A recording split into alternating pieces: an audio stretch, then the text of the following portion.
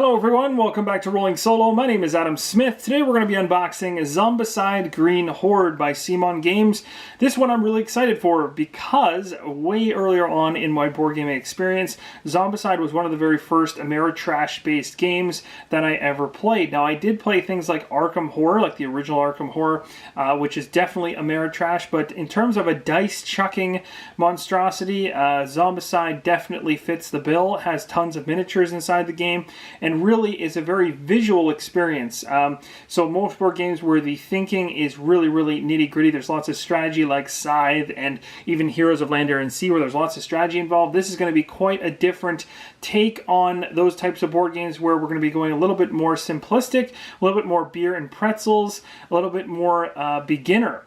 Zombicide, though, I can tell you, as you add layers into the game, which come from either stretch goals, additional monsters, new rules, all that kind of stuff, it can go from a very simplistic system to one that actually has quite a bit of depth once all those new monsters come into play, because you have to start tracking how all those monsters move, react, and act inside of the game against all the other rules that are already part of the base game.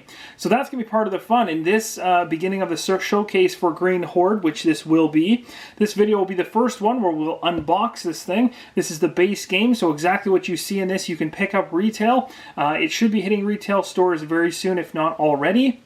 And of course, I also, this was recently delivered to me a few months ago, but it took me a while to actually get this to the camera, and I do have the Horde box as well as a couple other things that went along with the Kickstarter campaign because I want to do a showcase on this. So we'll start with the unboxing in this video. We'll also do unboxings for some expansions, the Horde box, stretch goals. Then we're going to move into a solo setup, rules overview, and then into a playthrough, which is going to be really cool because we're not just going to do the tutorial scenario, which many people familiar with Zombicide would typically start with, just because it's the first quest. I'm actually going to jump into something a little bit heavier. We're going to do one of the quests that are a little bit bigger, a little bit more involved. We're going to add in some really nasty monsters to really show you what Zombicide can be when it's beefed up with a bunch of content. So one thing I want to make mention of is the fact that this, again, is the medieval version. There is an Invader version, which recently hit Kickstarter and finished. It's now in the Pledge Manager stage as of this recording, and I believe has just closed the Pledge Manager, but I think late pledges are still there. So if you're interested in a space theme twist on Zombicide, that's your thing. For me, I'm sticking with the medieval for now. This is going to be my one and only version. I used to do the modern. I really enjoyed it, but some of the rule changes in the Black Plague and Green Horde version are kind of more up my alley as they start to streamline things and fix things that people were kind of bugged with the previous iterations. So, with all that being said, the last thing I will say is, in terms of Zombicide on the whole, it is definitely a new beginner board game experience. So for those of you on the channel that are new to board games, this is a perfect entry into Ameritrash gaming. For those of you that are experienced, you may have already experienced Zombicide at some point along the way. You may actually even be tired of it. And so what I'm doing with this showcase is trying to show newcomers to the hobby, because that's really what we always want to do. We want to increase the amount of individuals that are going to become acclimated with solo play. I really want to get people in the door, and this is one of those, a fantastic gateway game to get people that play video games and things like that from that world into the board gaming world in the solo capacity. So this is a fantastic one for that. So first off, you've got the box itself. The cover artwork looks fantastic. I'm going to go ahead here and I'm going to give you a kind of a quick look at the artwork. CMON does a really good job with its artwork across all of its games. We're going to flip this thing over. I'm going to read a little bit about the back of the box. I'll also show you the sides. So this is what it looks like on one side. Of course, there will be a little bit of sheen because we do still have the plastic wrap on the box. So there, it's all the different sides.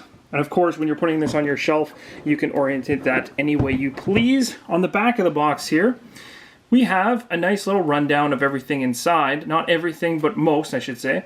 So again, it's going to show all the different orcs and goblins and everything else that's going to come in the game. You've got a picture of the actual one of the scenarios set up. This is a 3x2 setup, so this is 6 tiles in action. And you got your player dashboards and all that kind of stuff around here. Of course, this information is a little bit hard to see from a distance, so I'm just going to zoom in just a bit and we'll see a little bit more about what it looks like. So that's kind of what it looks like on the table when it's set up. The really cool thing about Green Horde that's a new addition to this is the trebuchet. So this thing is a weapon of mass destruction for you, as you get to basically have a hero man this thing, take pot shots at zombies that are building up around the board. So when you start to see a horde of zombies in a certain area, you can have someone jump on the trebuchet, start firing over towards that individual. You can see it's in action right there. The other cool thing about this game, which is a big change from the previous Zombicides in Black Plague, is there's a horde kind of mode with this game now, where a horde is essentially assembling off the board to the side as the spawn cards are coming into play and more zombies are jumping into the sides of the board. The horde on the side is a separate horde that at a certain point a spawn card will activate it and send the entire horde into a particular spawn location, causing mass chaos. Because what is typically the thing with Zombicide is that you flip a card, you reveal how many enemies go in a particular spawn location, you continue around the board. Well, it's going to be different when you get this gigantic horde dropping in on you in a particular spot in the board. It will definitely force you to change up your strategy. So with all that being said, let's go ahead and read just this section up here, which I'm just going to go ahead and do for you now. I'm just going to zoom out a little bit so we can see a bit more about the box itself. And we'll read this top section right here. So, form a fantasy team with your friends and harness your survivors' skills to achieve victory against hordes of infected orcs. The zombies are controlled by the game itself using simple rules and a deck of cards. Play 10 quests on 10 different maps, made with the included modular map tiles. Or create your own. Find weapons, kill zombies. The more zombies you kill, the more skilled you get, and the more zombies appear. So it's kind of a nice ongoing massacre for you. This section right here has a nice description, so I'll read this. The zombie plague knows no frontier, and now our old orc foes have fallen. It's no longer a matter of us versus them, it's a matter of life versus death. Orc zombies are now crossing the border, forming a green horde to bring about the end of times. But their dark masters, the necromancers, forget something in their evil plan. You. As a group of strong-willed survivors, you are not the type to run in the face of death. Unite, take arms, and repel the horde with extreme prejudice. Bring your crossbow, sharpen your best axe, and ready your fiery spells. For the few, the brave, it's time for Zombicide Green Horde. Alright, so we've gone ahead and ripped through the back of the box here. It's 1 to 6 players. We'll be playing this solo, so I can control as many players as I want, which is another nice cool thing about the game. 14 plus, and takes about an hour to play. Typically, the first time you play it, though, it'll take a little longer than an hour, but once you get familiar with the rules, things really pick up. At this point in time, let's crack into the box. Okay, here we go. So we're going to pull this thing over on its back, and we're going to cut into this. This should be quite a bit of fun. So let's see what we got inside of this. I've been waiting to crack this open on camera with you guys for quite some time. This arrived actually for me when the Kickstarter delivered, but I didn't crack into it because I had Heroes of Land, Air, and Sea, and also Scythe kind of going, and those are heavy, heavy strategy games, take up a lot of space on the table, so I didn't really have the room to be pulling off a Zombicide playthrough at the same time. So now we're going to jump into it. It should be a lot of fun, and hopefully this is going to be a great way for newcomers on the channel to experience a game that is a lot more entry level, but for those of you that are experienced with Zombicide and either enjoy it or have moved on from it, what I'll be doing to kind of spice up the playthrough for you guys is I'll be adding in a bunch of wonderful stretch goals and crazy monsters to really spice up the playthrough and make it a little bit tougher on myself. So without further ado, we're ripping off the box, and there is the wonderful title, or not title, but cover of the box, which just pops fantastically. There's some extra lighting that I do not need. Okay, so we got the Rules and Quests book. So it's quite thick. These books are always quite thick. Artwork carries over from the game box, of course. There you go. So you're first off going to get a whole bunch of chapters. The rule books for CMON are always well done. I've never had a problem getting through any of them and stuff like this. And everything's always labeled out really nice. So the game components, how many miniatures you should have, your tiles, the wonderful trebuchet. Now the cool thing is I think I get an extra one with the stretch goals. So there's one in the core box, but an additional one I believe comes with the stretch goals. From here we're starting getting to tokens and mini cards and all that kind of stuff. Then we're going to get into a little bit of talk about what's actually going on. Obviously, the Black Plague set is here, as well as the Modern here. So there's some stuff to read later on for those of you when you pick up the game. You've got your setup area, so I'll be going through this with you guys on camera, setting this up one all the way through to, I believe, looks like 11. So there's 11 steps, so we'll go through that in a video to get the game to the table. And then it's going to go through the typical thing that everyone's familiar with Zombicide, and that's the game overview and basics of the gameplay. So all this will be discussed as we go through. So I'm just going to kind of skip past a lot of this. And once you get past the actual rules section of the game, because there's the players phase, then there's the zombie phase, you kind of go all the way through. We actually might be getting... Okay, so there's a lot of cool new things in this game. So first off, these are some of the new things. Barriers, hedges, and water holes. These are new additions to the game that weren't in Black Plague. Some of the craziest and newest rules into the Zombicide series, so that's really cool. Some of the stuff carries over from prior, like Ultra Red Mode, playing with more survivors, all that good stuff.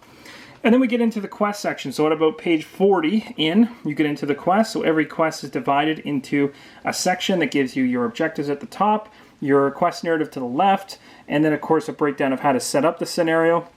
They always start out particularly easy at the beginning. So this one's an easy for 4 survivors, 45 minutes. But as you go along, you'll notice that these things start getting larger. Medium, 6 survivors as the minimum for that one. And it starts just going from there. So these tile things just really start expanding.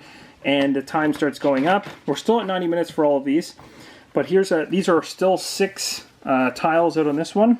So I think now we're getting into quest 7. And we're still at 6 tiles. I think the last few are going to get bigger. Oh, they're actually not as... so that's 4 tiles, 6 tiles. I haven't seen one using 8 yet. Maybe there isn't one using 8. So that's a bit different. So maybe what they're doing with their design in this one, if I'm not mistaken, is they're maybe doing a little bit more of a crunched feel. Maybe a little bit more terror and panic because there's going to be so many things happening in such a tight area. But this is the last quest, quest number 10 that you'll be doing. And then after that, it depends on if you have stretch goals or expansions you can pick up.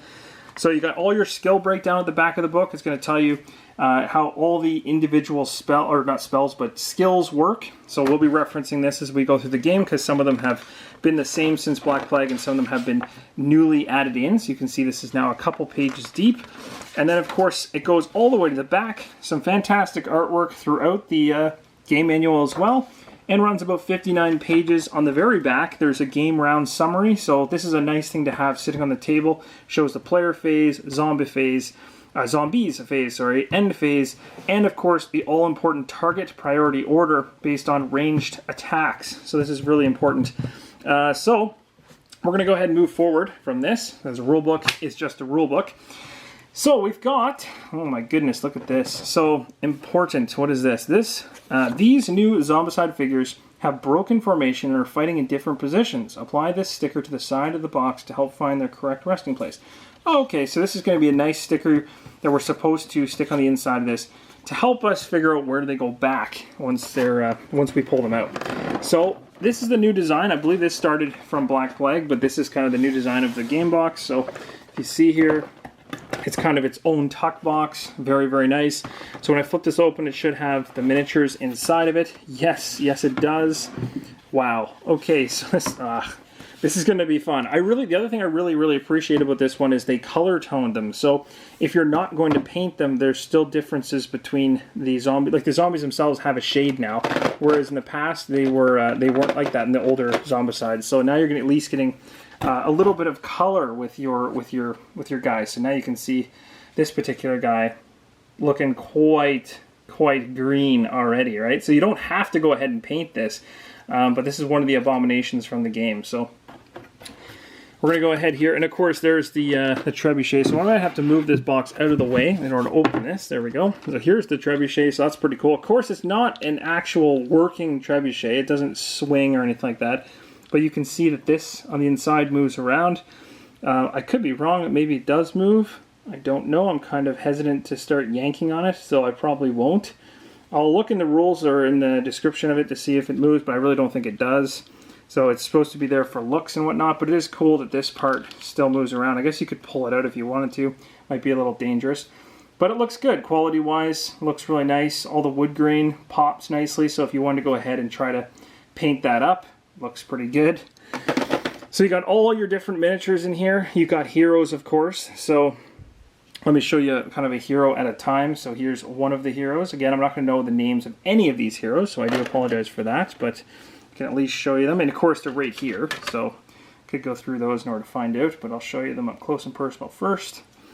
So there's a few. The thing with Zombicide is it's gotten progressively better and better. The sculpts, the plastic, stuff like that has gotten more and more detailed as the versions have come out.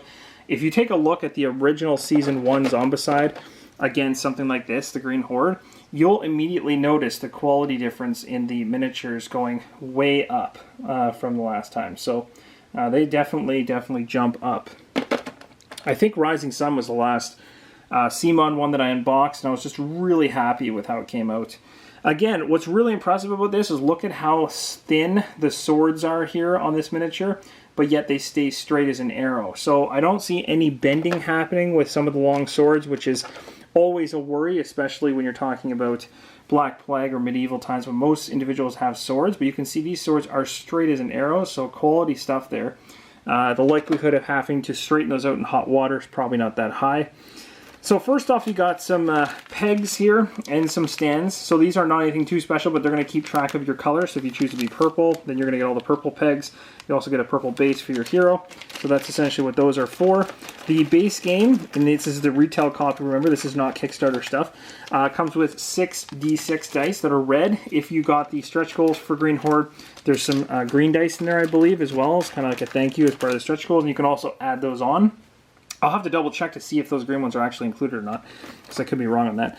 You've got the spawn deck and the kind of the item cards deck. So this is just a giant deck of cards. So it's worth going through this just to kind of look at some of the cool weapons that you can play with. And we will be doing this during the showcase, so that's going to be awesome. It's going to be kind of fun to see whether we can survive the onslaught. So let's cut this thing in half and start from the top. So the first ones, of course, are going to be very much starter equipment. So it'll even have like a gray back to it. That means that it's starter, and it kind of runs for the first little bit, and then it gets into these blue ones. Once it gets to the blue ones, these are what you would find in typical items. So these are going to be stronger items from the starting weapons. So you're going to have items that I don't think were included or part of Black Plague. So these should be very, very different. So you're also going to get, oh, there you go. So there's a card specifically for the trebuchet itself, so that's kind of cool. And then, of course, you've got all of the spawn cards. So these are just going to be like, okay, walkers spawning, apples showing up. These are things that you can potentially find as well. Actually, I'm not too sure about the blue ones. Oh, that's right, my mistake. These are the artifacts, if I'm not mistaken. I forget what they call them in this game, but these are the ones that are typically in the vaults.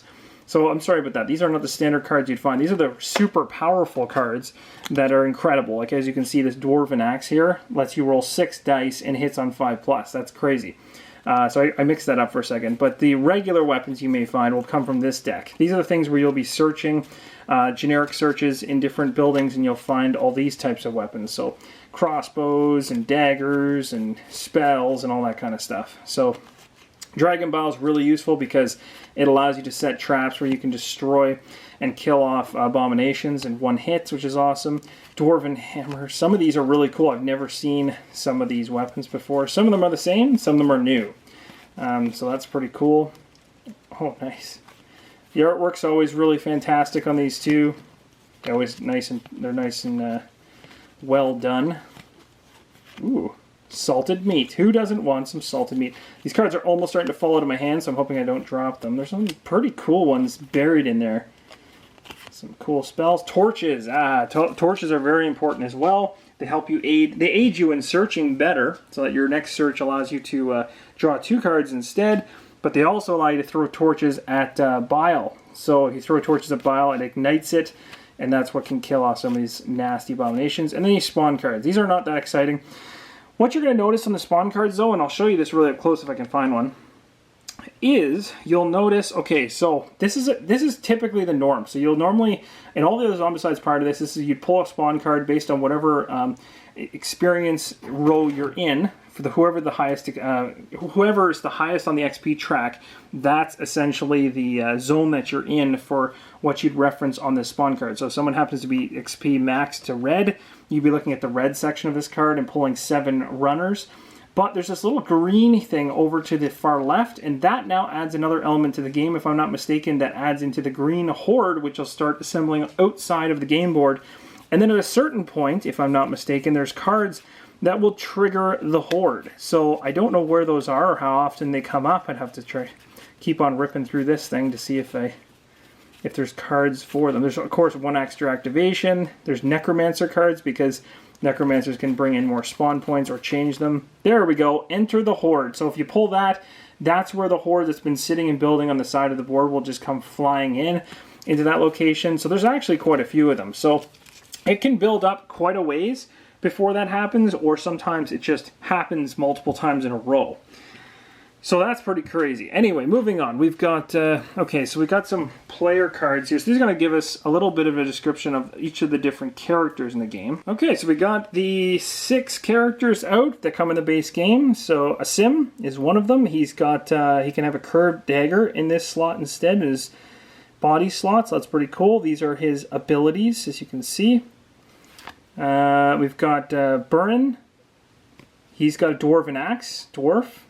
It's got a bunch of, oh, I love Shove. Shove is an awesome, like, allows you to push things around. So there's some pretty cool characters in this. So this is going to help you to get familiar with all the different individuals that come in the core set. Megan, another one, gets double casting as a beginning. Rolf, big tough guy, great axe, and Seely, if I'm saying that correctly, or Seely. Jump ability, that's handy.